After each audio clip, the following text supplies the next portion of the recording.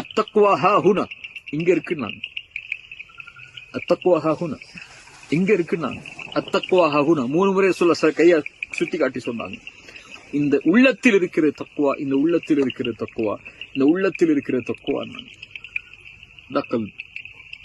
இந்த கல்பதா, இந்த சுத்தமான கல்பதா அல்லாஹ்விடத்துல கேட்கணும். காசு பணத்தை கேட்கறதுக்கு முன்னாடி நம்ம எப்படி இருக்கிறோம், என்னென்ன நம்மள்ட்ட இருக்குன்னு பாக்குறதுக்கு முன்னாடி என் கல்பு சுத்தமா இருக்கா, என் கல்பு தூய்மையா இருக்கா, என் கல்பு ஷிர்க் இல்லாம இருக்கா, என் கல்பு முகஸ்துதி இல்லாம இருக்கா, என் கல்பு பெருமை இல்லாம இருக்கா, என் கல்பு பொறாமைகள் இல்லாம இருக்கா, என் கல்பு கோபங்களுடைய தன்மைகள் இல்லாம இருக்கா, என் கல்பு பிற மனிதர்கள் மேல விரக்தி இல்லாம, வெறுப்பு இல்லாம, மன்னிப்பு வழங்காம இல்லாம இருக்கா, என் கல்பு பெருந்தன்மையோட, என் கல்பு சதக்கா செய்யறது கஞ்சத்தனம் இல்லாம சதக்கா செய்யக்கூடிய வாய்ப்போட, என்னுடைய கல்பு மற்றவர்களுக்கு கொடுக்கக்கூடிய கல்பாக என் கல்பு இருக்கா.